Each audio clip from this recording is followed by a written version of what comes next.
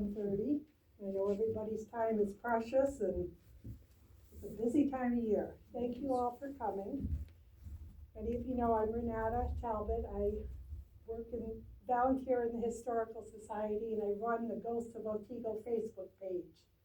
So feel free, if you aren't on that, we can put you on. Just look for Ghost of Otego and we will sign up and we'll accept you and you can follow what we're doing.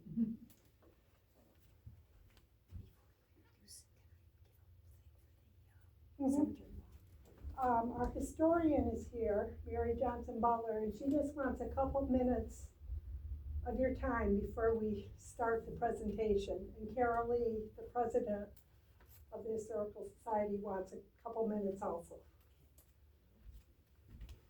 I don't want to hear a timer going off. This inspired me. It was donated to the Historical Society, and it is the project of Marjorie McMorris as a fourth grade teacher. She went with her students to interview older people in Otego. This was in 1986. And in here are some fabulous stories about growing up in Otego.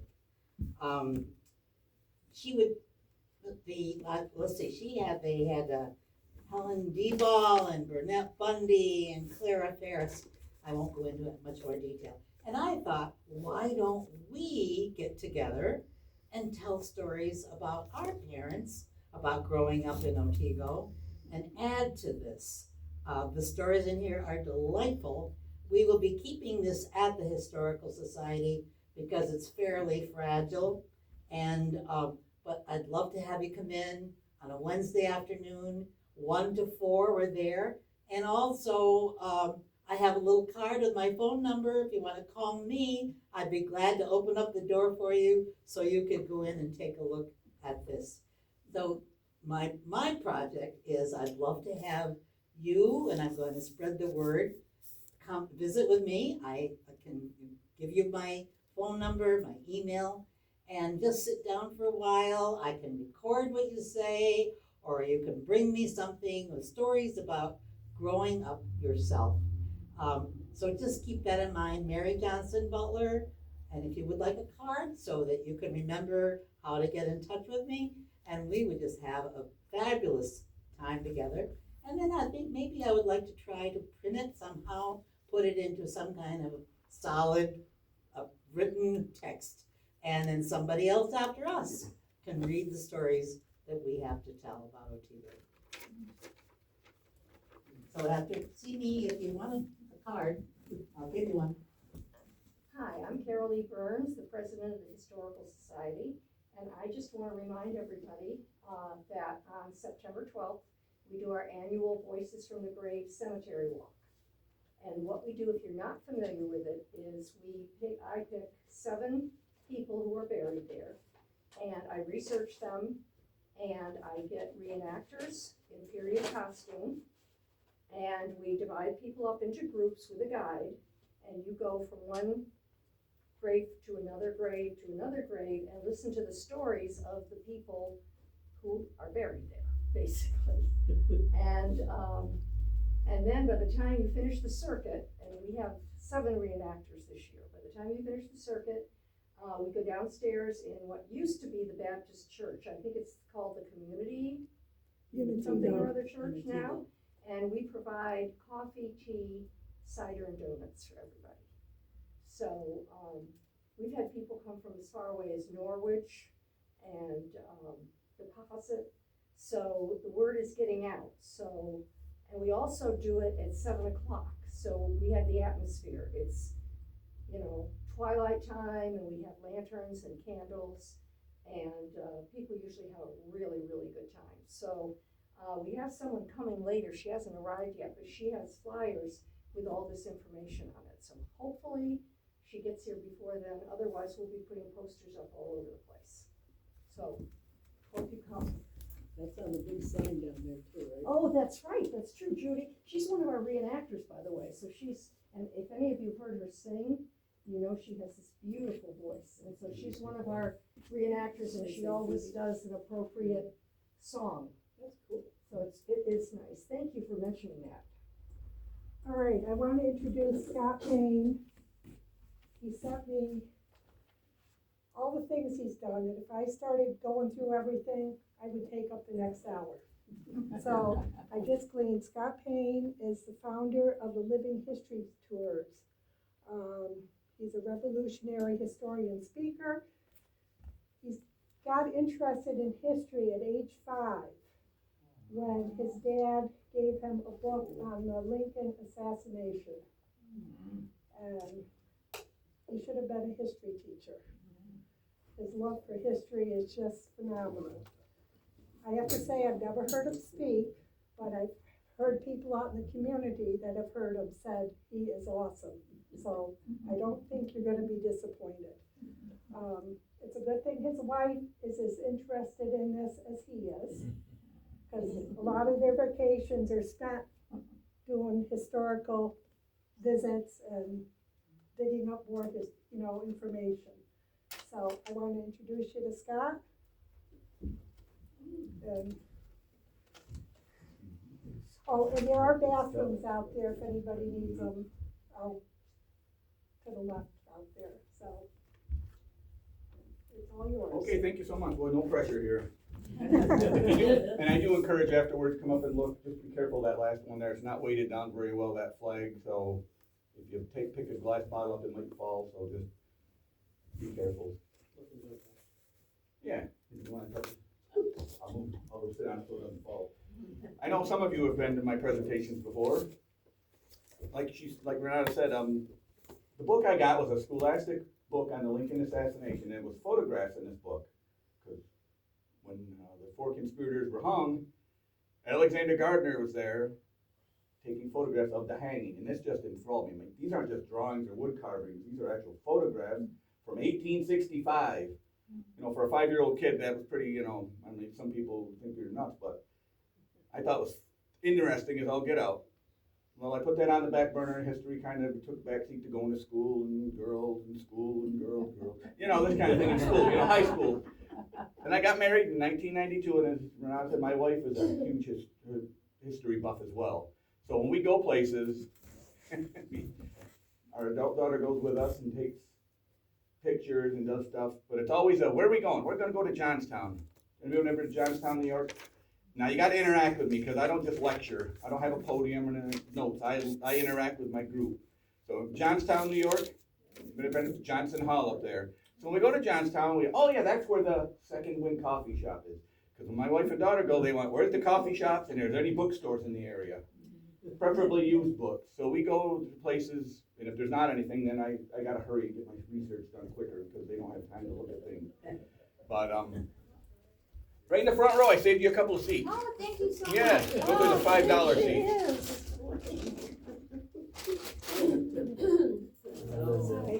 Bring enough for the whole crowd?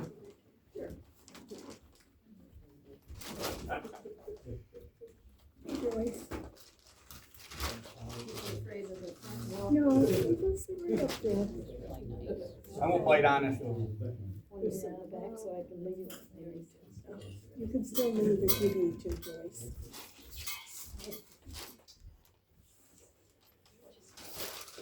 Now, when I gave the list, this is probably back in late winter, early spring, I gave Renata a list of the different topics I do that I prefer to do, because I like to be local. And look over here, you see a flag, right? Everyone knows what flag that is, right? Not the red, white, blue one, the purple one here. Iroquois? Nobody knows what that is. Iroquois, who said that? Yes, sir. That's the tribes. Nations. First of all, Iroquois is a derogatory name. It's something that's come about. Haudenosaunee? Yes. Iroquois was a name given by the French, given to the Haudenosaunee nation, because they thought they were sneaky, snake-like, deceptive, this kind of thing. So the Iroquois or the Iroquois, and that's what they go by. They're not offended by that, but they prefer Haudenosaunee, which means people of the, where they live. Longhouse. Where did they live? Longhouse, right.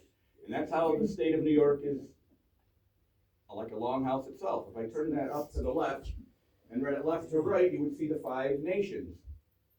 They might be called tribes either. Any of the nations of the Iroquois, Haudenosaunee, or any of the other natives in the, some are tribes, but most of them want to be called nations because they are each independently in their own nation.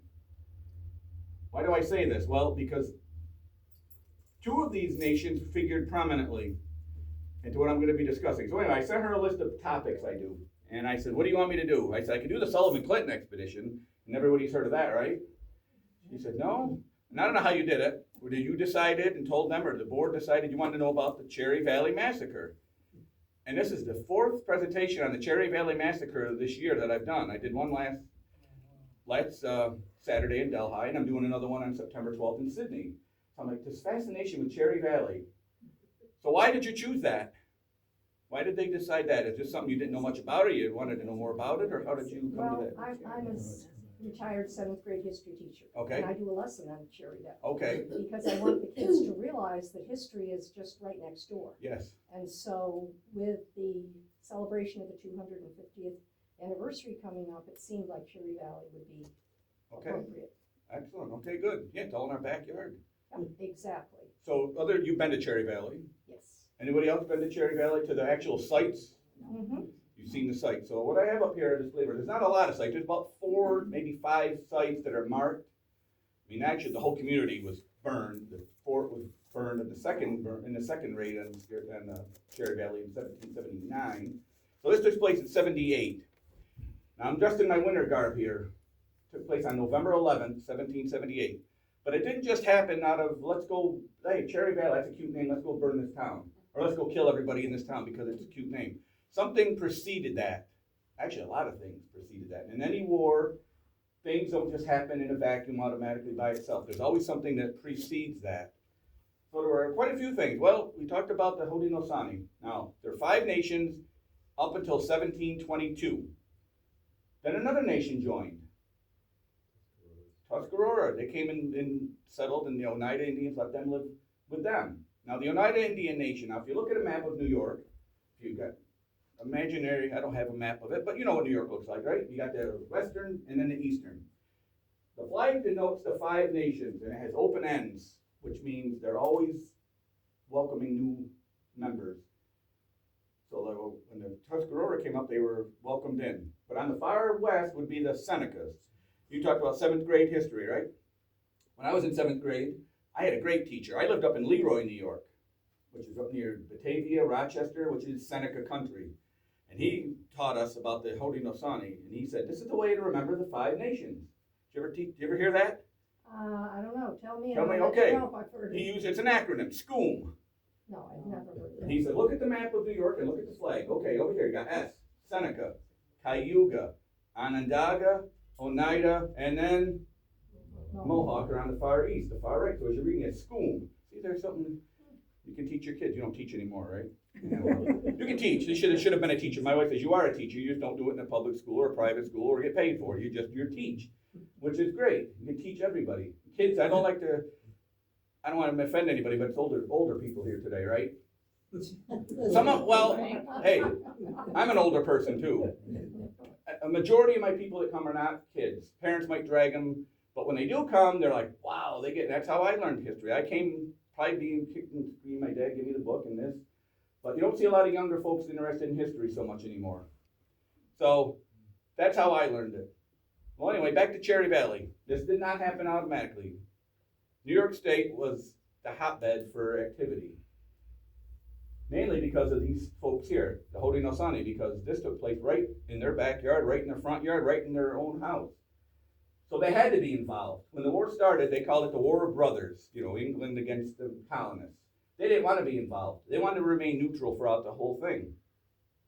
Kind of hard to do when somebody's going through your backyard, ripping up your crops, stealing your livestock, killing your family. You can't remain neutral.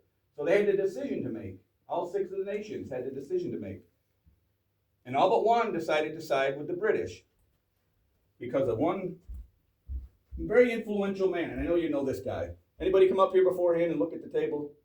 If I show you his picture, you'll probably say, well, I may know him, but I'll give you his name and you'll know him. Grant. All right, Joseph Brant. Tyondenega. And who was he? Or what kind of ethnic group was he? He was, Okay, he was a Mohawk. Mohawk Indian. He was never a chief. He was never a sachem. he was a war captain, and he worked closely with Walter Butler and Butler's Rangers. He was the one who really made and influenced the Mohawk and the Seneca and the Cayuga and the Onondaga to side with the British, because he had a brother-in-law, Johnson? Sir William Johnson. This is not a photograph, by the way. You know why they didn't take photographs in the Revolutionary War very much? I always tell that to people. I like, they didn't smile much in the Revolutionary War when pictures were taken. Like, oh no, because it took too long to take them. I'm like, that was the Civil War.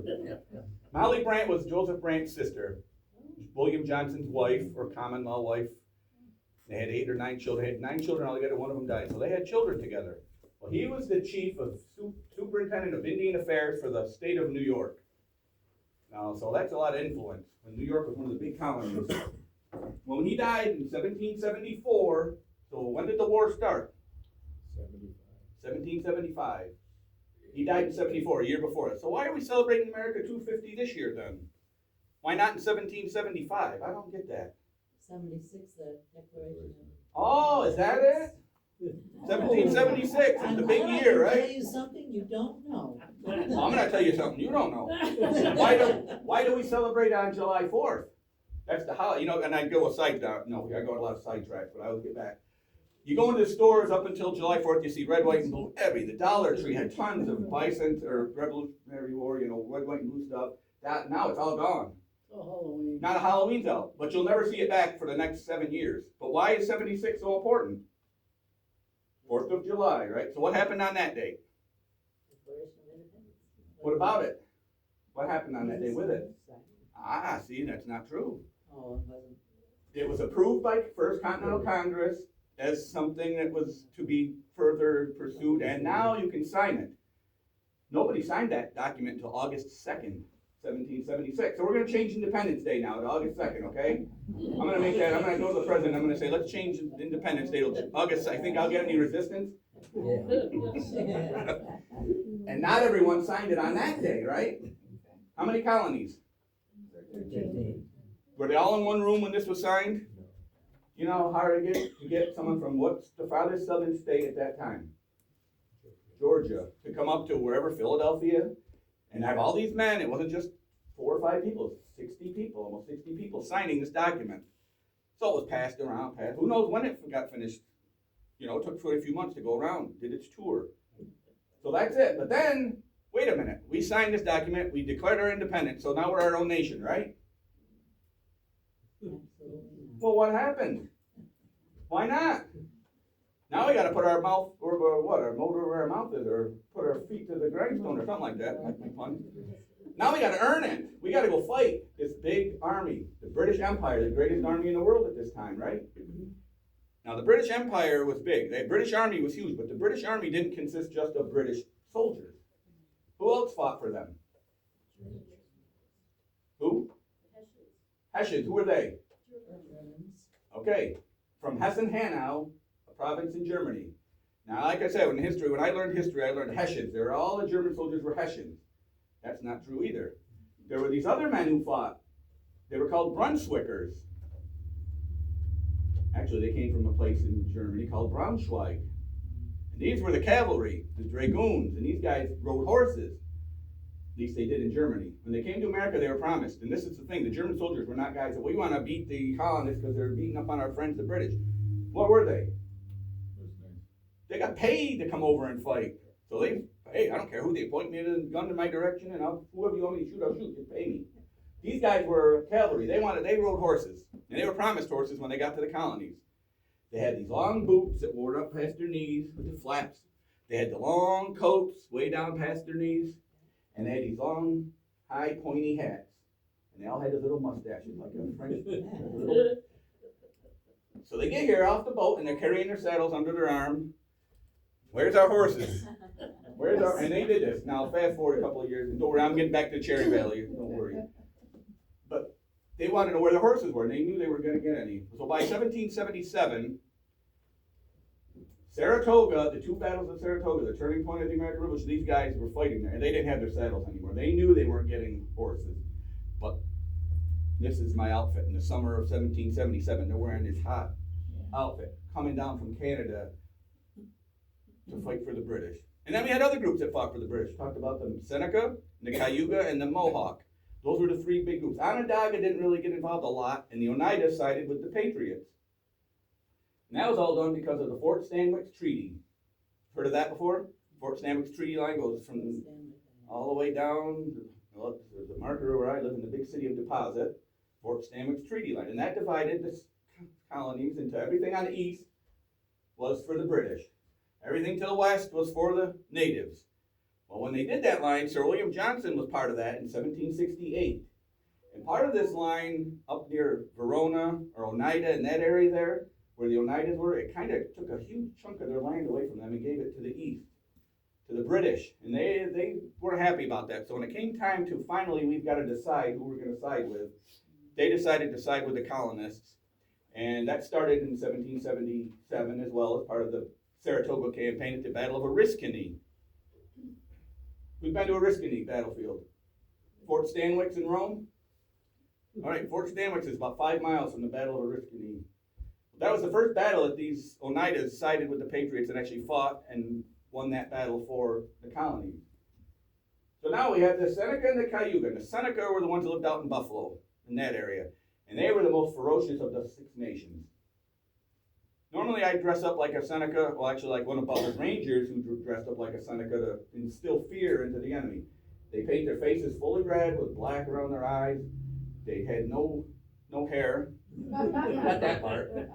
And it was scary. But they weren't Indians. They said, oh, there were tons of Indians at Cherryville. Well, there were some, but the majority of them were Butler's Rangers who wore their clothes like a colonial soldier would have worn. But they were painted up. They had piercings, they had earrings, they had nose rings, they had things that they wore that would instill fear into the enemy. So these are the Senecas. So what ignited the Cherry Valley Massacre? Like I say, you can come up and you may have been to some of these sites before. Well, it started out with the Indians. Now, a big thing in the army, you need something to keep fighting, right? Besides the ammunition and the bullets. What do you need? Food is a big thing. You can take so much with you, but eventually you run low. So what did they have to do? Go down to the local A&P and get some food. So I can say A&P because you're older here, right? Yeah. Steal it, right? Steal it. They would do these raids. They'd go into the towns. They'd go into the communities where they knew there were storehouses because one of the raids was in Cobleskill. And Schoharie Valley was called the what? Breadbasket of the American Revolution. There were so many farms that they provided so much food, grain, all this stuff to the Continental Army and the militias. There again, there's 2 different fighting units for the Patriots. There were Continental Army, which were George Washington. They were Continental, they were paid, they were the elites. They knew what they were doing, they were uniformed. And then you had your local militias, which had existed long before the Revolutionary War. Every town had their local militia. So these guys defended their area. So in Cobleskill, there was a raid, which was, you think, oh, Cobleskill now it's got the college there, and it's a great community. Back then, there was a farm, and then maybe a half a mile away, there was another farm, and another farm. They just dotted all over. They weren't all clustered together.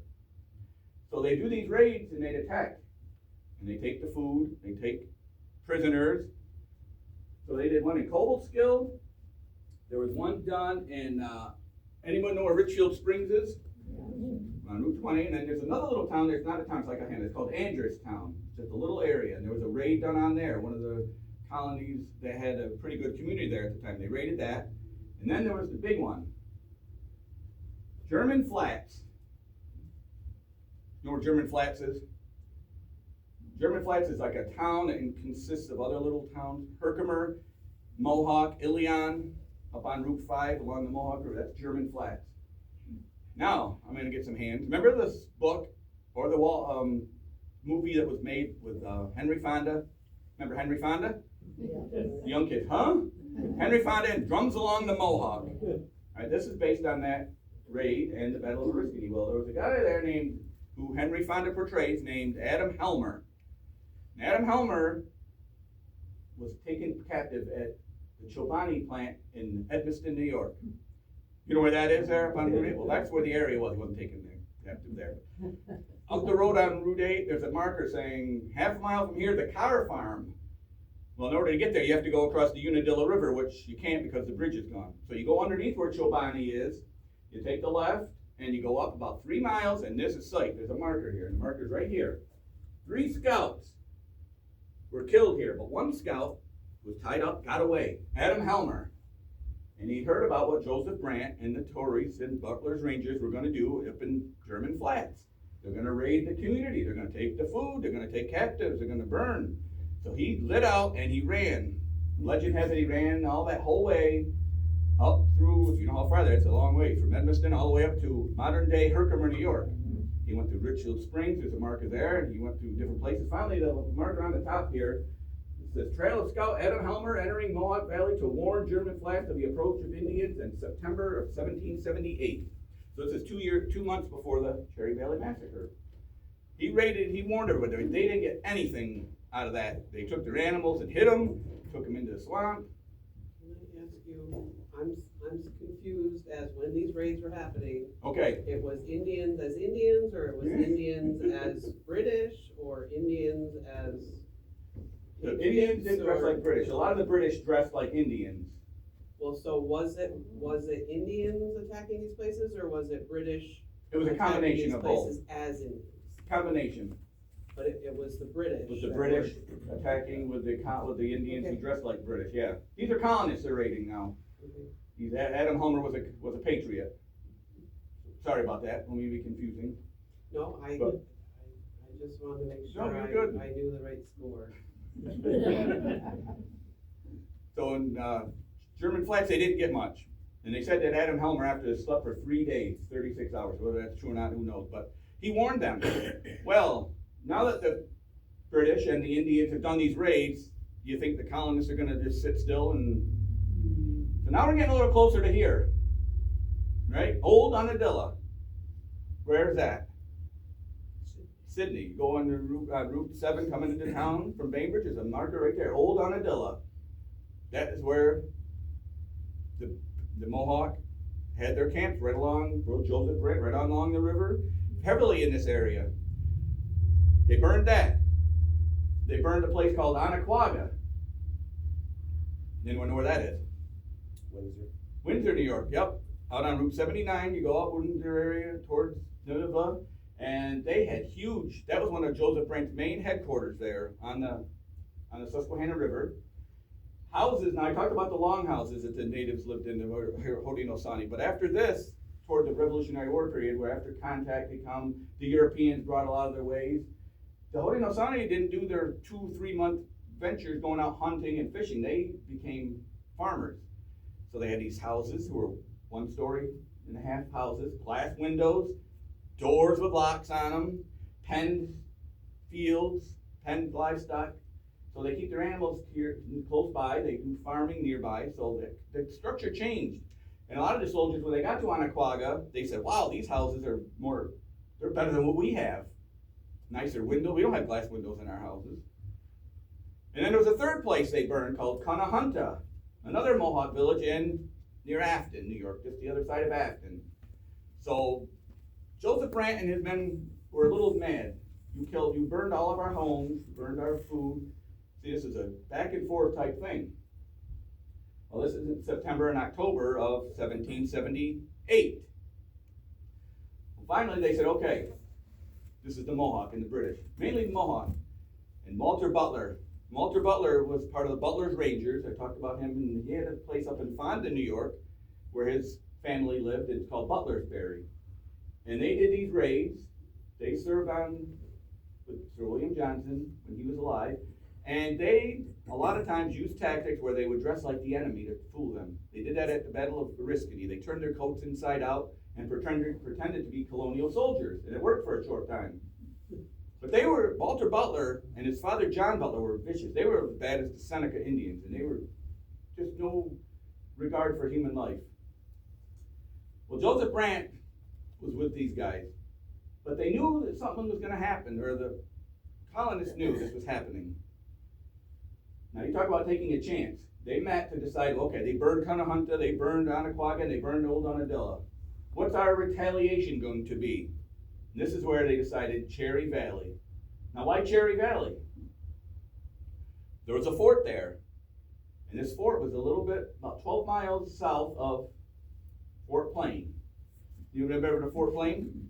Fort Plain's a big fort up on the hill up there. That was the big fort in that area. So this Fort Alden, they called it after Ichabod Alden, who was the commander there, named after, he was a relative of John Alden, who came over on the Mayflower.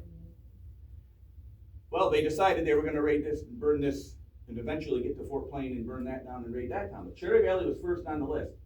And there was a guy who, when they had this meeting with the Seneca and the Cayuga and the Mohawk and Butler's Rangers, they had this meeting in a building, this guy actually snuck up in the rafters and listened as a spy for the Patriots. Talk about taking a chance. You get caught, you're not getting out of there alive. Well, he gets out of there after everybody leaves, he comes down and he sends a letter to Peter Gansevoort. You've heard of him, right? Gansevoort, New York. He was a commander of Fort Stanwix in Rome.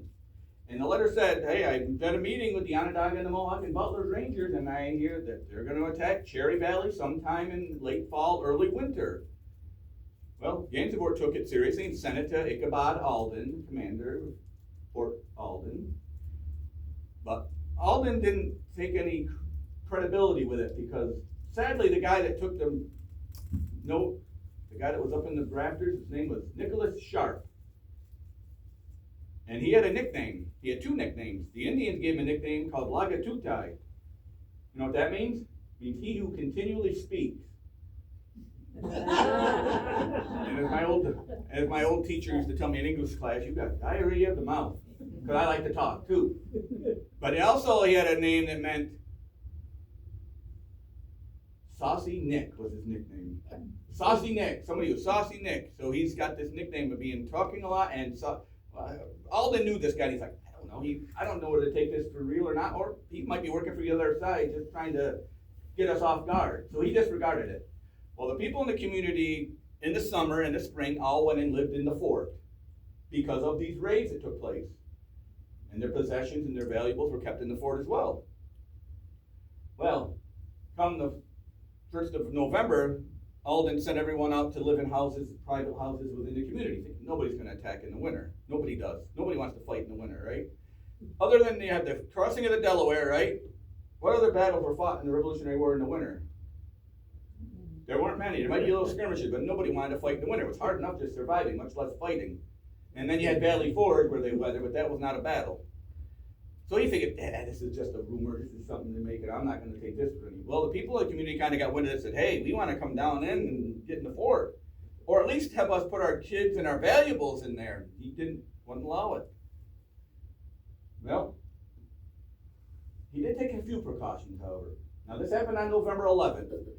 So 2 days before that, he sent out scouts towards, if you've been to Cherry Valley, you go back down south on 166 toward Milford.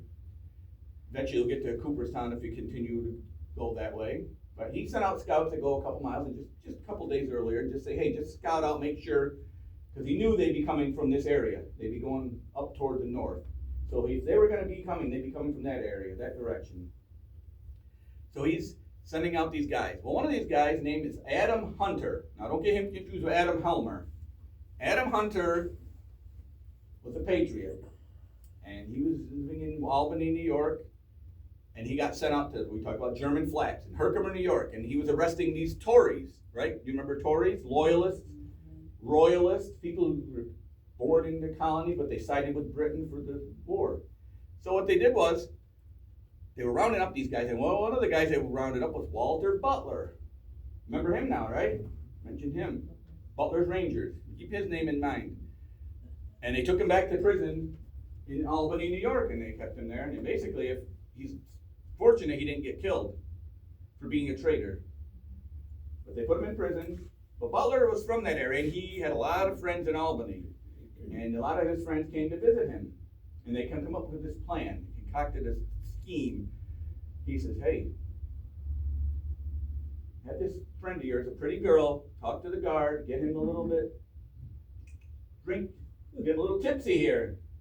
Well, it worked. He got drunk, so drunk that he passed out, and they were able to get Walter Butler out of the jail, and he went right back to the Mohawk Valley. Now, this is in the summer of 1777. This is over a year earlier than the Cherry Valley Massacre. So here we are, back to Cherry Valley in the winter, November 9th. It's cold. You know, all this. So, we got beautiful winters here in New York. Starts in September sometimes. And it's a wet yucky snow, and it's a fog. That's what they say the day of the battle. It was a fog before any shots were fired. Well, this is 2 days before that, and it's just yucky. So here he is, Adam Hunter, waiting. Is anybody coming? I don't know. Well, they sleep. They don't have tents. They're sleeping on the open ground, bundled up, hats over them, freezing. And he feels a poking.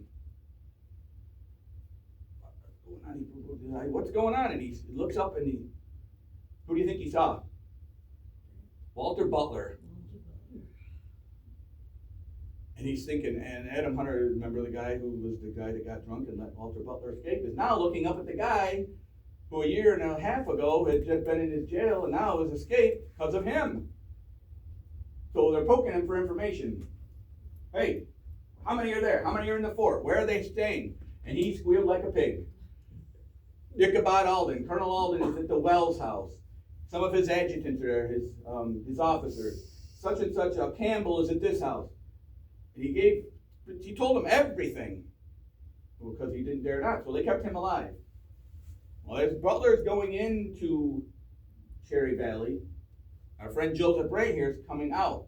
He hadn't been to Cherry Valley, but he's heading back up. He wants to go back to Fort Oswego, up past Syracuse.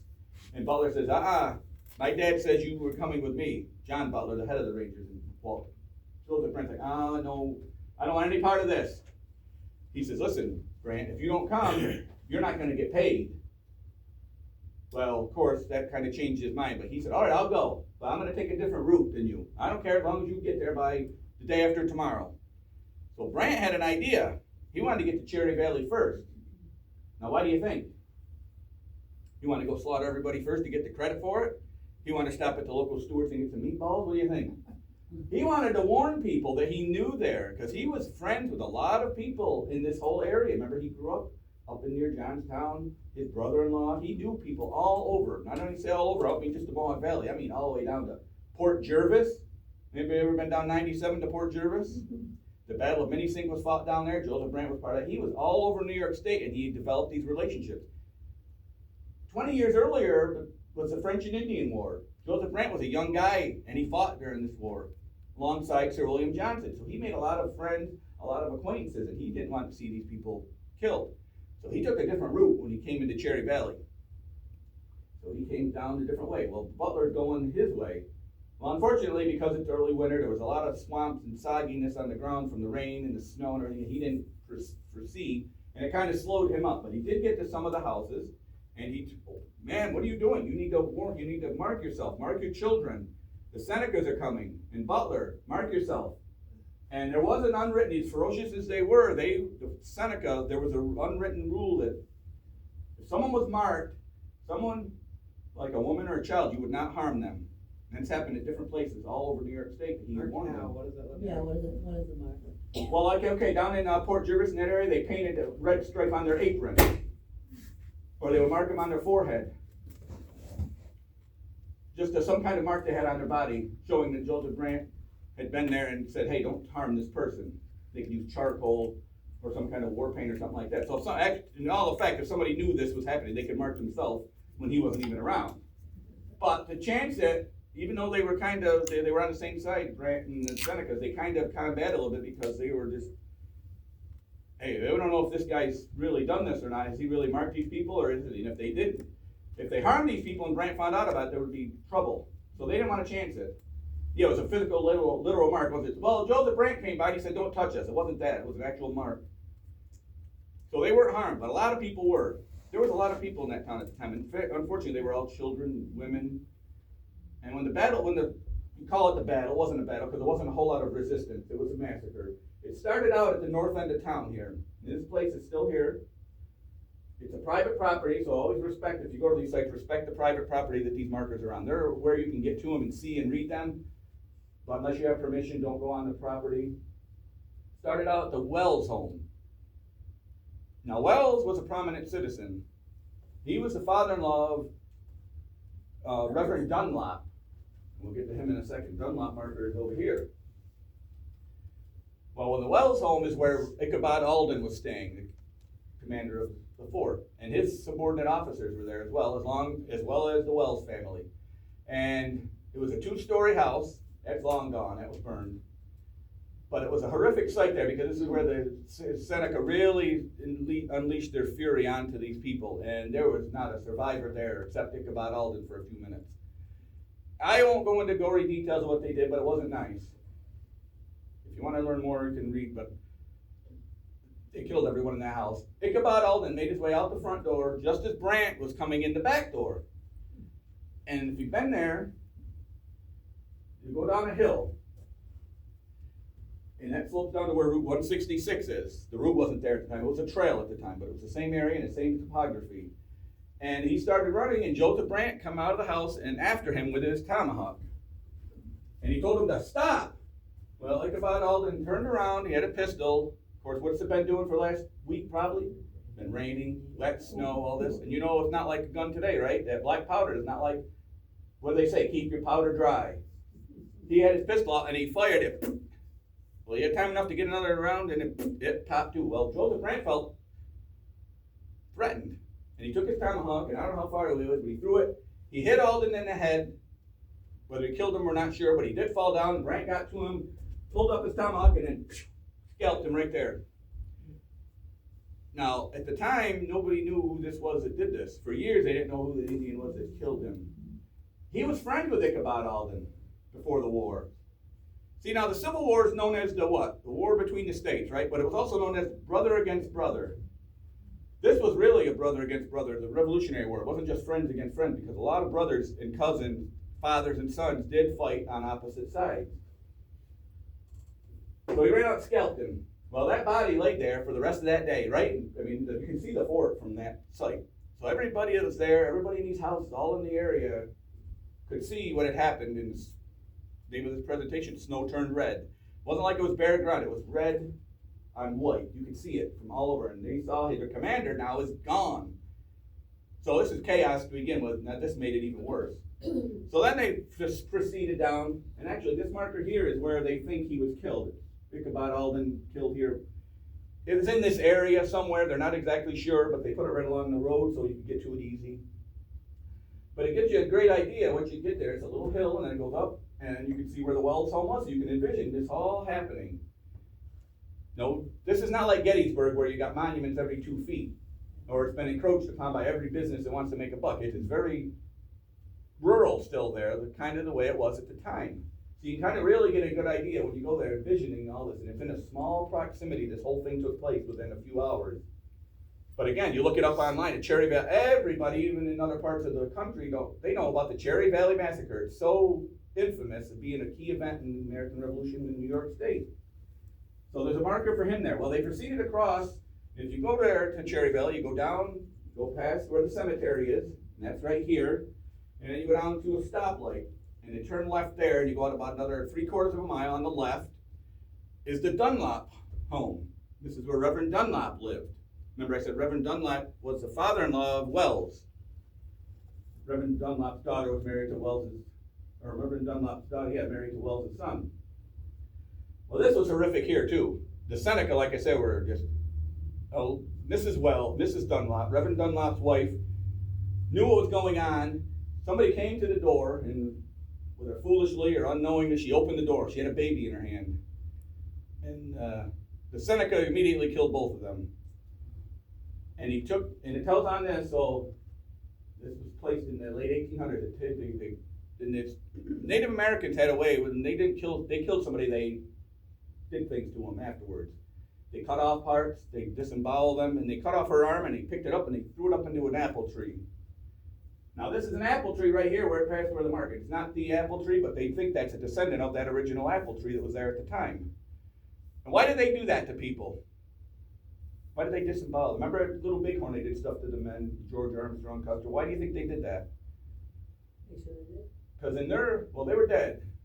They want to make sure in the afterlife they weren't accepted in because they weren't whole. They were missing eyes, they were scalped, they were missing arms, whatever parts. Like the Sullivan Clinton expedition, what happened at the end of that? They disemboweled people and they cut off parts, and it wasn't just because they were cannibals. Because in their thought and their religion, it was in the afterlife, they won't be welcome. This will fix them for not just life here, but for eternity. So that's why they did all that. They didn't drink blood, they didn't eat flesh, they didn't do any of that stuff. They weren't cannibals. So that was a horrific sight, the Dunlop house here. Then they get to the fort. And they didn't burn the fort down there. Some people don't realize that there were two massacres. There was one in 77, this one we're discussing. This is the most infamous one because there were more people involved. Second one, they decided the next year to come back, and they did actually burn Fort Alden. But in the cemetery here, there's a monument to, you come up afterward and look here, it's this here, and it talks about the memory of those who died during the Cherry Valley Massacre, and I love this, under Brandt and Butler. Brandt was not the leader of this, Butler was, but it's always Brandt, always Brandt. And then there's other men that are buried there as well. They had a mass grave for the people who were killed at Cherry Valley.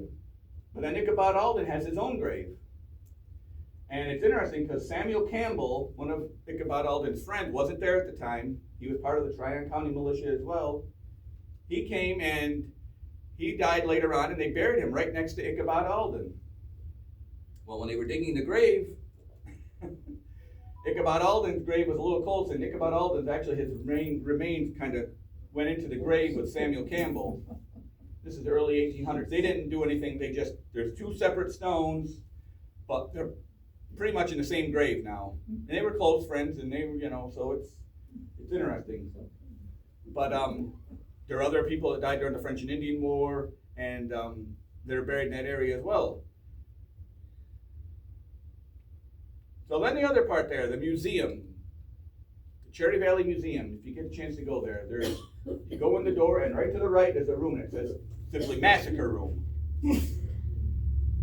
And then they got the rest of the museum upstairs and everything, but this is purely, strictly just for the massacre. And you go in. Anyone ever been to Gettysburg? Years ago, they had that electric map. You remember the electric map? They had one of these in there. The electric map you push. Where's, let's see, Gettysburg. Devil's Den. Where's that? You push a button, it would light up where the Devil's Den is. Where's Little Round Top, it would light up. Pickett's Charge, it would light up. So this is what this is, except it tells the Wells home, Dunlop home, the cemetery, and there are a lot of other places involved that were not marked by markers by the community here that, like I said, the whole community was part of this. So you can go in and push a button and say, oh, this is where it was. Well, they have all these different artifacts from not only that era, but from previous history, like a lot of stones that were used for making things, with mortar and pestles and all this from the indigenous people living there. But the one interesting thing is it's still there, and it's the original one. I got it hidden here. I'll show you. I don't have the original, but I got a picture of it. This here is an actual handwritten letter by Tyon Denega. Remember who I said that was? That's Joseph Brandt. He wrote this letter to Percifer Carr. Remember the farm that Percifer Carr owned there, where he let Joseph Brandt meet, where Adam Helmer started. He wrote to him a couple years after this battle, after this massacre, telling him, thank you for letting me use your area. This was like a staging ground to go into the Mohawk Valley. But he was between Mohawk Valley and down here on the Unadilla River. So he had a lot of respect for Mr. Carr, who was a loyalist. And he knew he was going to lose his land, Percifer Carr did. So what he did was, him and his wife, they decided, well, what do we have valuable around here we want to keep? And the most valuable thing they had was, what do you think? Not gold bars. It was dishes, believe it or not.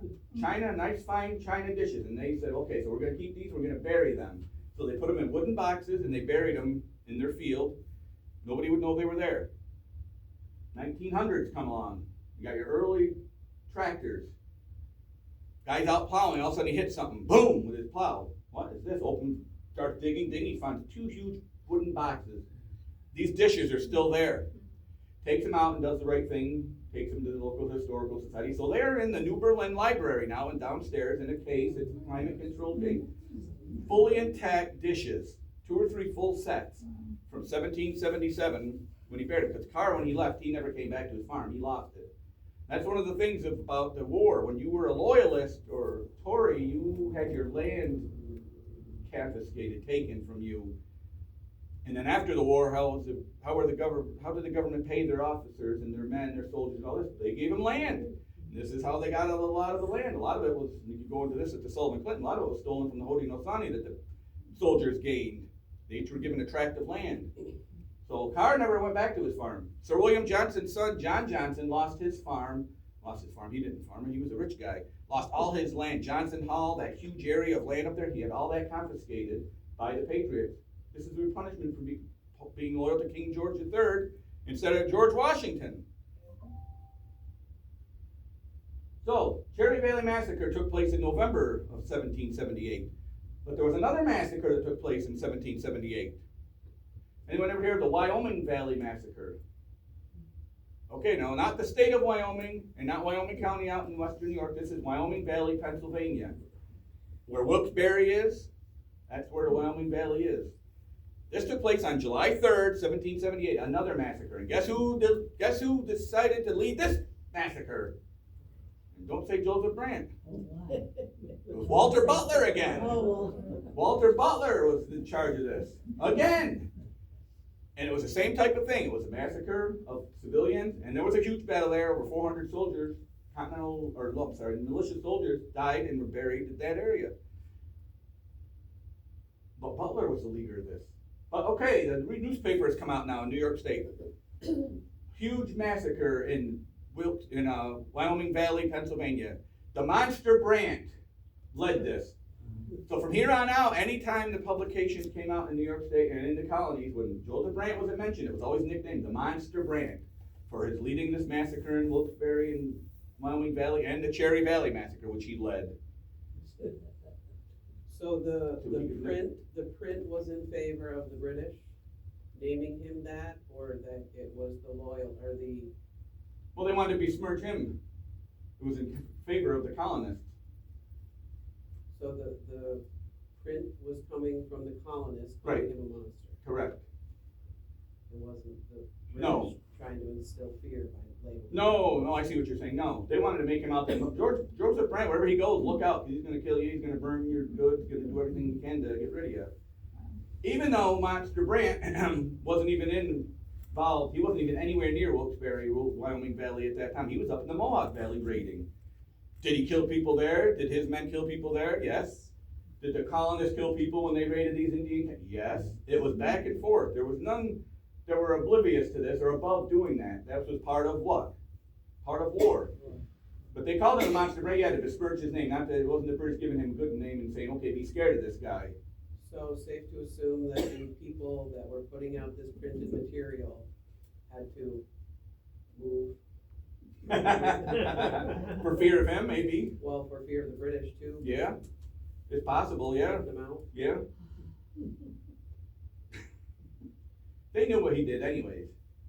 They knew what was going on. They knew these raids happened all the time, on both sides. So it wasn't like it's a surprise Monster Brand is committing raids. He continued on after this was done. He continued on after, and this was all set up now. You got the Wyoming Valley Massacre, Cherry Valley Massacre, November of 1777. Now it's or 1778, and it quieted down for winter. But George Washington, remember him, had a plan. I had enough. They're taking our food, they're killing our civilians. Where's the British getting their food from? Who's giving it to them? Huh? What group? The Haudenosaunee. Now, up in the Finger Lakes, what is Finger Lakes known for today? Wine, right? Grapes, vineyards. Hugely fertile area with agriculture. And back in those days, there were grapes. You know, the Patriots had never seen a lot of grapes. They went up there, and George Washington said, okay, this is where they're getting all their food from. They had peach orchards, apple orchards, watermelon, melons, corn, and fields as big as you could imagine. What are they going to do with this food? That's all going to go to the British. No, it isn't. Aha! Sullivan Clinton expedition. George Washington goes to Horatio Gates. You've heard of Horatio Gates? Horatio Gates was the leader of the Patriot Army at the Battles of Saratoga. He says, Horatio Gates, I've got a job for you. I want you to go to the center of New York State and, I don't feel good. I got injuries I have. All right, I'll go to Nathaniel Greene then. Greene denied it. Gansevoort, nope. Nobody wanted to do it. So he goes to John Sullivan and says, Sullivan, I got a job for you. You're the first choice I had. You're the perfect guy for this job. And John Sullivan was a good soldier. He'd been in you might not have heard of him before this, but he was in every engagement. Everybody was at the Battle of Lexington and Concord, Breeds and Bunker Hill, everything early on there, the Boston Massacre, even in 74. He was part of all this stuff, every battle. He even got taken captive at the Battle of Germantown. And that's funny because when the Tories surrounded him, he had one pistol and there was a bunch of Tories. He was ready to fight them all on. And they took him captive. He was a general at this time. Took him to prison. Well, they later exchanged him for British generals. They did the exchange. And John Adams, remember him? He said, it's too bad they gave him back. I would rather they shot him. John Adams, I keep getting him confused with Sam, but it's John Adams, his wife was Abigail, right? He wrote back to her, he did not like hardly any of the other men who were leaders in I was going to say the Union Army. The Colonial Army, Continental Army, he did not get along with them. And that's the way it was back then. A lot of these leaders butted heads with each other. They wanted that fame for themselves. They wanted that seniority. But he's like, shoot, I wish they'd have killed him there. But he took on this expedition now. And I'm not going to get into the Sullivan Clinton expedition, but they did go up through the Finger Lakes, up Seneca and Cayuga Lake, burn all their crops, burn their homes. Read what you want. And I talk about this when you're studying history, look at both sides. Was George Washington a hero? Everybody say, sure he was, right? Was he a hero or a zero? What would you say? Depends on which side you're reading. Okay, thank you. To the Patriots and the leader, he was a hero. But the Haudenosaunee, was he a hero? No. He was to the Oneidas. They loved him and he loved them. And the funny thing is with General Washington, when he got done with this, the Mohawk and the Seneca and the Cayuga had a nickname for him. It's about 18 letters, but it means town destroyer, because 40 Indian villages and thousands of acres, and I don't remember how many, hundreds and thousands of bushels of fruit, produce, grains were burned, destroyed. Nobody's going to get them now. So if you look up your history, you might say, well, George Washington was a genocidal maniac. He wanted to wipe out the whole Haudenosaunee Confederacy minus the Oneidas. But then you look again, no, wait a minute. They still were around in 1779, 1780, 1781, 82, and today, guess what? There's Seneca Nation, there's Oneida Nation, Onondaga, Mohawk, and Cayuga, and Onondaga, all are full-blooded of these nations are still alive. So it wasn't genocide. And he did write, and if people take things out of context when they read what he wrote, he said, destroy their crops, destroy their means of eating, their sustenance. But if at all possible, make peace with them. Well, he couldn't make peace with them. They couldn't make peace because there was never anybody there. They knew they were coming. They came to a certain village. There was stuff cooking on the fire. They had just left 2 minutes before and are heading north to the next village. So was he a hero or a zero? Depends on who you ask, right? Was Benedict Arnold a hero or a zero? I didn't talk about him, but remember him? Depends on who you ask or what time of the war it was, right? Was Joseph Brant a hero or a zero? There again, what side are you on? And was he a hero? He saved a lot of patriot lives. So when you look at history, look at both sides, look at the reasons things took place and what happened and what led up to that. Was George Washington a genocidal maniac? Was Joseph Brant a bloodthirsty Indian? Savage? Joseph Brant was educated at a university in Connecticut. He spoke better English than most of the colonists did. He's very well educated. He wasn't a dumb Indian. Very smart. So, Cherry Valley Massacre and the Wilkes-Barre or Wyoming Valley Massacre led up to this Sullivan Clinton expedition. But there again, that was in 79. You got 4 more years now. 2 more years till Yorktown when it surrendered. The war's over. Cornwallis surrendered. But then there's still stuff going on till 1783. That's what irritates me with the 76, 26, 250 this year. But you won't hear anything about this now for the next 7 years. The Revolutionary War was still going on. We did not gain our independence in 1776. That was a declaration. It wasn't an earning or an acknowledgement from the British that we had done that. Of course, after that, in 1783, they acknowledged it after the Treaty of Paris. But then what happens a few years later? Here we go. War of 1812. Britain's coming back again, remember? They don't want us to do what we're doing. They want to attack. And it was a whole big thing. Well, finally, we got to be allies with them in World War I. And I think it's been pretty good since then. And it's funny, remember Prince Charles?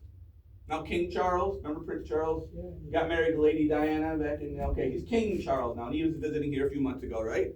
And he says, I understand you're having your 250th. Or he says, as we say at home, yesterday.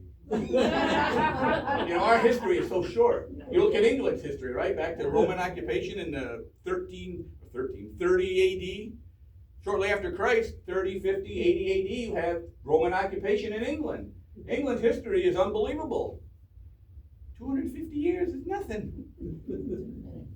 It's a minute, it's a snap, and the things that have changed since then. Can you imagine Paul Revere now? Remember what he did? British are dummy. Midnight Rise? He never said that. He did never say that. Paul Revere did never say that. Why didn't he say that? Everybody was British. Oh. He would have said to him, yeah, you're right there. No, he did not say that. And that's witness accounts by letters from people who he went out to. He never said the British are coming. He said either redcoats are coming, the English are coming, the enemy's coming, they're coming. The regulars? Yeah, yeah, it was never the British. It's funny because they were all British. But Paul Revere, imagine if he did that today. He wouldn't have to get on his horse, right? He just. But there's another thing, the battles of Lexington and Concord. If you went out, and by the way, if you ever go to Concord, Massachusetts, don't say Battle of Lexington and Concord, because the locals will shoot you. It's Concord, is how that town is pronounced. But imagine all that going on. These ragtag soldiers there that chased, knew they were coming to get the storehouse in Lexington. All these dumb colonists. What were the colonists? What did they do for a living? They were farmers. Paul Revere was a what? He invented the fork, right? So, apothecary. You know who was a famous apothecary? Benedict Arnold was an apothecary. He was a druggist. Very smart. But these guys were all blue-collar workers, right? These British Army come with these professional soldiers with all their beautiful red and their gold. And by the way, everyone ever see this? Mm-hmm. You've seen this before in pictures of people. It's called a what? It's called a gorget. And this was a holdover from the medieval times. The suit of armor they had, multiple pieces, especially on the shoulder where it's like 6 pieces where you could bend your arm up. This came from over here. What this was a sign. They say it's to protect your neck from getting shot. But who knows who's going to shoot at your neck? But anyway, it was basically you were a man of rank. You were an officer. But they said later on they stopped doing this. They wore them, but they let them. Oh yeah, it's clearly an identifier. It is, and it's a bright thing. Oh, hey, there's a leader. Ha ha! Good target. It's like putting a bullseye on your back. So they stopped doing that, but that was a kind of a little thing where they did the rank. But anyway, these guys coming out from Lexington country, a bunch of farmers and blue collar, but they had to go out to Lexington, but they had to go back to Boston, remember? And how'd they get there? They had to take the same road. They couldn't go a different route. And when they came back, these farmers, these whatever they were waiting for them. And that's why that was such a route. And when they chased them back to Boston, they were stuck, because Boston is basically an island. The old Boston was an island. There's one little way to get there. It's the Boston Neck. It's a little road, and that's it, unless you want to take a boat. So that's why this was so important later on when they brought the cannons down from Ticonderoga and brought them to Cambridge, Massachusetts, and encircled that island. Now we're getting somewhere. Now we're becoming an army. And that's why after the battles of Saratoga, the British said, enough, we surrendered. John Burgoyne surrendered his army, realizing we're stuck. Because they had a lot of cannons. The British had left a lot of cannons after they retreated and went up towards Schuylerville. Then the French decided to be our first allies, right? Second allies. People say French were America's first allies. Actually, the Oneida Indian Nation was America's first ally that sided with us during the war. So then you have Lafayette come over. Remember him? Young guy. Then Rochambeau, who fought with Washington. And there's all this other stuff goes in, but it was more than just 1776. Wasn't a whole lot of battles and things going on that year. That was the Declaration that year. The real fighting was done after that, and it continued on for 7 more years after that. So that's one of my pet peeves. 1776, 20. This is America 2. But next year you won't say America 251 or 1783. Technically, when we gained our independence, that's America 250 when we became our own sovereign nation. You won't hear that in 2033 though. You can start a movement. I'm going to go to the Congress about 4th of July first. That's my first one. Independence Day is going to be August 2nd from now on. So I'm going to change everybody's vacation schedules, but I'll do it. So anyway. You should also make them talk about how it's extra diabolical that they attacked on Veterans Day too. Oh yeah, it's true. It's true. November 11th, yes. Good man. Yeah. So Cherry Valley, yes, it's not a lot there. There's no visitor centers, none of this stuff, but it's a small rural community. If you ever get a chance, it's key to our, nation's history. Everything has its place, and this was a big part of it. So, Could you tell us about the living history tours? Would you be willing to do that? we'll give you a tour of Cherry Valley. Oh, to tell about Tell that. me Oh, about- yeah, well, I tell me do what it tours is. of, I haven't done any this year because I've been so busy with presentations for the America 250, you know. So I haven't had a chance to get out of town. No, I've been doing presentations, but I go mostly up in the Mohawk Valley to different sites. Cause it's chock full. I can come up, point out here where they are. This is Johnson Hall up here. This is Clock Field. This is Herkimer Homes. Anybody ever been to Herkimer Home? Where Nicholas Herkimer? That's actually his gunpowder, or his gun, where all his powder was taken. It's his root cellar. So I do different sites, and if there's enough in one local area, I'll do more than one, like Clock Field and then Stone Arabia Church. Anyone ever been up to that church on Stone Arabia? Anybody ever heard of Stone Arabia? Yes, we have. Okay, Yeah. you go outside of Fort Plain, you go up on the hill, Stone Arabia Church. Wait, I mean, it's first time I went there, it's like Moved this. here. This is Stone weird. Now I know why they call it Stone Arabia, because it's like, you know, you're in the Mohawk Valley with hills and all. Now you're up on this plateau. It is weird for miles, and the fields are huge. The Amish have huge cornfields and soybean fields up there for miles. But that was a huge battle later on, 1781, with John Brown. Heard of John Brown, right? Yes. Not the John Brown from the war, Civil War. Oh, oh, oh. Prior to this is John Brown, another John Brown. But I give tours to different places. Just, you know, I'm not an expert on any of them. I know a lot, just enough to get me in trouble. But Cherry Valley, one Old Fort Johnson. I do every site pretty much up there, and a lot in the Schoharie Valley as well. Do you have some way we can contact you or set up a tour, or how does that work I won't be doing anything till next year. next year? So I will get the information to, are you part of the Historical Society? You are, you did. Mhm. I'm trying to get something going with that, but like I said, this year everybody wanted presentations and things, so my Saturdays were really full, so I said, well, I'll wait till next year. 'Cause I know it's gonna, I'm slated for the Sydney Library next year, every other month, starting in January, but as far as other places, I don't know yet, because like I say, 76, everybody wants a big year. So next year might be a little quieter, and I will do more tours. I've done tours of Cherry Valley before. Like I say, when we go though, be careful, you know, it's private property, most of it's all in one area, it takes probably 45 minutes to an hour to do it. Last place we go is the cemetery, which is really neat, which is where the actual fort was. Fort is huge. Fort went all the way back to the creek, and then went all the way across where Route 166 is, all the way across to where the Cherry Valley Creek is now. There's like a mechanic shop there, so this was a huge fort. Not as big as Fort Stanwix, but it was a good sized fort for the area. And that's a nice place to end that tour. But I do a lot of different places. Schoharie Valley, I said, like Old Stone Fort. There were 3 forts over in the Schoharie Valley: lower fort, an upper fort, and a middle fort. But anyway, yes, Another- I will get in contact with Renata. I'll give her my information. I'm hopefully getting like a business card and that kind of stuff made up, and I will schedule tours. What are you doing in Sydney? You're doing something every other month? Yes, I am. September, I'll be doing Divided Loyalties, the consequences of who you decide to side with, September 12th at the library. This November, I'm doing, guess what? Cherry Valley again. So if you don't want to know any more about it, don't come to November. But anyway, and the next year, I've got a whole different thing. It's all events that took place there in 1777, because that's the 250. That's my 250, because 77 was a big year. Saratoga, Oriskany, you had Nicholas Herkimer, you had Lafayette coming over from France. You know, all these different things, so, yes. Could you say something about the prisoners they took to Fort Niagara from Cherry Valley? Oh, yeah. They didn't kill everybody, can you believe it? Matter of fact, Reverend Dunlop was one of them that survived. You know where Cherry Valley is? Niagara, right? Fort Niagara. Where do you think Fort Niagara is? Niagara Falls, Buffalo. They walked them there, 400 miles. In the winter, November, and then you could not keep up. If you were elderly, you were a child, if you were a woman, you fell off the side, they just tomahawked you dead, and they left you alongside the road, which wasn't much of a road. It was a pet, and it was all, you could not follow. There was no stragglers. Because you put a straight, you know, you slowed them down. Like I said, Seneca didn't care. They didn't have a view of life like we do. Hopefully you have a good view of life, human life, but they didn't have that. It's just a burden to us, and they killed a lot of older ladies. Well, Dunlop was on that, and they let him go back. They didn't kill him, but they let him go back. He didn't live hardly at all after that. You can imagine his wife was the one that was killed at the door there with the baby. It wasn't her baby, it was her grandbaby. You know, seeing all this horrific, your house is gone, your community's gone, you saw all your family wiped out. Of course, he, you know, that's horrible in today's age, but imagine back then he had no place to live. It was just horrific. You go there today and you see where the house was, it's a nice house, and there's been 2 or 3 different owners at this Dunlop marker house.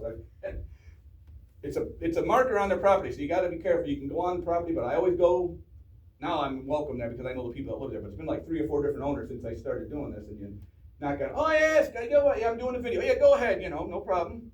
Go out there and do videos, and you can see the Wells home from there, way across, a few meadows over. But yeah, and they did that with all the prisoners. They went up to Fort Oswego. They didn't put them in wagons, they didn't get them on horseback. They were walking themselves. So to walk that 400 miles, you remember probably don't remember it. Have you ever heard of the Sugar Bush raids? Down in Stamford or Harpersfield, where there Joseph Brandt led these. What time is it? I'm a little over an hour. Okay, I'm almost done. That's all right. No, I don't want to stay here all day. I know you don't want to stay here all day. This is Stamford, New York, Delaware. This is the biggest thing that took place in Delaware County. These Sugar Bush raids that Joseph Brandt did lead. He came from the Schoharie Valley in the winter. I say winter, it was April, but in New York that is winter. There was 3 feet of snow on the ground then. All these different sugar bushes. What are they doing there? They're making maple syrup. Not them little candies, the maple leaf candies. I don't think there are any of those. They did them in the shape of tomahawks at that point. And they raided these. They needed the sugar, and they killed people. One guy at one of the sites, there's 9 sites in this whole area that they raided. One guy, I can't remember his name, but there's actual burial of him, and actually the Irish buried their people. They put a cairn, they called it, a C-A-R-N, stones over top, and that cairn is still there. So that guy's grave is still there. But Molly Brandt was there. She took one of the boys captive, and anybody they took captive, they marched them up to Fort Niagara. Unbelievable. And this kid was a young kid. He actually escaped and came back. Yes. Yeah, found his way back to Middlefield, Was he from New York. Otego? What's that? Was he from Otego? No, he's from Middlefield. Middlefield. Stamford. Okay. Not Middlefield, Harpersfield, sorry. Middlefield's down Middleburg, I'm thinking of, over in the Schoharie Valley where they came from.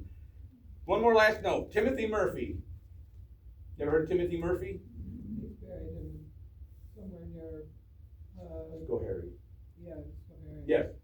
He's the one that they claimed, or he claimed, or his family claimed, or whatever, shot. I just remember going to the grave. Yes. I've been with somebody, we went up, Yes, it's a beautiful grave, yes. Got a yeah, we statue hiked, of him. Roman's nose, yep. And then we. Yep, you can see carpooled Roman, went yes, to the yeah. Cemetery. Yeah. He's the one that claimed, like I say, his family, whoever did, but everybody claimed, going to Morgan's Rifleman, claimed they're the one that shot Simon Fraser. Who the heck is Simon Fraser? You know that name? Only from Outlander do I know that name. He was Scottish, right? Okay. He was the only general, I was absent that day. one of two British generals who was killed during the entire Revolutionary War was Simon Fraser at the Second Battle of Saratoga, by one of Morgan's riflemen, and Timothy Murphy was one who claimed to be the one that got him. And I say riflemen, these guys were crack shots, 400 yards, they could shoot the potato off of a guy's head. But everybody else claimed the same thing, 400 riflemen, they all claimed him. Oh, it wasn't Timothy Murphy, it was Joe Harrison over here. They don't know who did. But there's only 2 generals killed on the British side during that entire war, and the other one was named, remember the vice president under Nixon? Remember Spiro Agnew? I don't know if he's a relation, but his last name was Agnew, who killed at the Battle of Germantown. Those are the only 2 British generals killed. So either they were smarter and didn't get on the line much, didn't wear one of these, or they just weren't targets. Now, how many, English generals, a lot of English officers, or colony, patriots, leaders, officers died, got shot, were wounded. Benedict Arnold got shot in the leg a second time, got sent down to Albany, convalesced in a hospital for 6-7 months, and then after that got put in a desk job in Philadelphia, which he hated. And then 2 years later, he decided, I'm going to side with the other side. Well, he wasn't treated very well either by the. There's a whole story about why he did what he did. Like I say, was he a hero or a zero? You could understand why he did what he did. Is it right? No, but we could understand it by what was going on with that bureaucracy at that time. Gates. I mentioned John Brown. He hated him. John Adams. But that's Benedict Arnold. I've done Benedict Arnold before, and it's like, yeah, you got that stigma of him being a traitor, but it's true. But he did what was treated like before that. And he's a really good general. He's the best George Washington had. George Washington loved him. Last thing I promise. In Japan, New York, New York, there's this place called the 76 House. And the owner told me, yeah, 76, that's the new part. 1776, that's the new part. Of course, if you ask King Charles, he'll say, it was yesterday you built that. But there's a picture of Benedict Arnold there. And now it's upside down, because when George Washington found out, that happened right there where he betrayed him and John Andre. John Andre was arrested. Benedict Arnold got on a ship called the Vulture. John Andre got arrested in Tapan, hung in Tapan, 19-year-old guy, flying secrets to West Point. But when George Washington went to that Tapan tavern, he turned Benedict Arnold's picture upside down. The actual picture is still there today, upside down. Now, whether they clean it and everything, but it's still there. He was loved. George Washington, they said, I'll go another story. George Washington, Lafayette. George Washington was not a touchy-feely guy. He had a higher voice, too. Like George Washington Carver, you've heard of him, the guy that invented the peanut. Had a higher voice. But he didn't have any children, right? George Washington and Martha never had children. So when Lafayette came over, he kind of adopted him as his son. Lafayette's father was killed by the British. This is why Lafayette decided, I'm going to come side with the Patriots to beat the British. Well, George Washington wasn't a touchy-feely, but he actually hugged Lafayette quite a few times, and his staff members were like, Washington's staff member couldn't believe it. He doesn't shake our hands, he doesn't do anything. He's hugging this young guy. He took him on as his adopted type son for years. When Lafayette went back to Europe, back to France after the war, he got put in jail because of the big revolution going on there, the French Revolution, where they're cutting everybody's head off. Washington was president at that time, tried getting him released from jail. They had a great relationship even after the war ended, and Lafayette went back to France. But, okay, that's enough information. Go study it yourselves. Look up Cherry Valley. Yes, I will get in touch with Renata, and we'll do a tour next sometime. Yes. I was in Cherry Valley last weekend, and apparently in 2028, they're having a 4-day Yeah, they're having a 250. symposium. See, I told you it's not just this year. Talk to, At the Platte Palette. I talked to Sue Miller. So I said Yes. to her, so she said they're doing a whole Yes. recreation thing. I said, so they're gonna be looking for people in Yes, costumes? they She will said, recreate oh, part of it. yes. This is the first time they've done. They haven't done this in years. They've done this in like the 80s was the last time, but they've never had support. Nobody ever wanted to get involved. Bicentennial in 76 was big, but then they did a few other things and nobody wanted to do it. They tried doing it every year. But this year, 78, this remembrance is going to be a big thing. So, She said to keep track at the Cherry Valley Museum Yes. website. Yeah. Yep. Okay, and your lip curled when I said Outlander. So. I was thinking of The Patriot. Remember The Patriot with Mel Gibson? That's such a false movie. Horrible. Okay, but. I don't know The Outlander. I know it's or Scottish. Diana Gabaldon is the author, started it as books. Oh, it's books? The thick ones like Harry Oh, Potter. yeah. But it's historically accurate fiction. It is, right? okay, But- yeah. So she speaks, there's 9 books so Okay. far, and she speaks of coming down to Susquehanna and encampments in Otego and Unadilla and Oh, yeah. Cambridge. Okay. No, I was thinking of the other one, The Patriot, like I said. That's what I thought maybe was The Does Patriot. your lip visibly It curl? did, I admit it. About The Patriot. Because they show these movies and they're like, don't, anybody who likes the Revolutionary War is a historian or reenactor. The Patriot, even Last of the Mohicans, which is based on the French and Indian War, the Battle of Lake George, that's pretty accurate there. There's some things in it that are, but that's pretty accurate. But The Patriot, they say, not accurate. So the Outland series, they have made it into video, which is again taken from the book with Okay. more liberties, so. Yeah. The books, I mean, if you like to read, the books are very good. Yeah. I mean, the video's very good too, but it's That's where it comes from. liberties. Okay. Who knows? All right, got another hour. Any other questions? Can I ask you, whatever happened with Joseph Brand? Oh my goodness, how much time you got? Yeah, that's. Short why I story, I'll do it in asked 2 you. minutes. After 1781, he actually went out to Ohio. Actually, he was born in Ohio. Went back out to Ohio, 'cause a lot of stuff was going on out there. Ultimately went to Canada. Didn't know the war ended in 1783 for quite a while. Came back, said, okay, come back to the Mohawk Valley. What kind of land do we have? Well, the British lost, for one thing. You ain't getting nothing. But even if the Patriots had won, you still wouldn't, Patriots lost, you still wouldn't get anything. No matter which side won, the Haudenosaunee was never going to get back their land. And that's what this picture on the bottom right here talks about, the 1794 Canandaigua Treaty.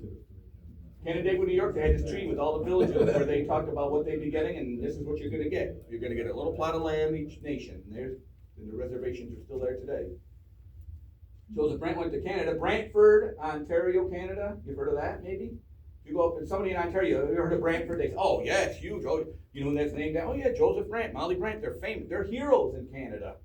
They put that picture of Molly Brant as a postage stamp in Canada. They're heroes, so I say they're heroes, zero, depends on which side you're asking, right? And that land is huge there, Brant, they have a Joseph Brant Hospital, Joseph Brant Library, you know, that's not the Monster Brant Library, or the Monster Brant Hospital, I don't think I'd want to take my kid there. It's the Joseph Brant Memorial Library, he was a hero. Because for one thing, when he did go up to Canada, he took a lot of his indigenous friends and family with him, and they settled there, and they made that place something.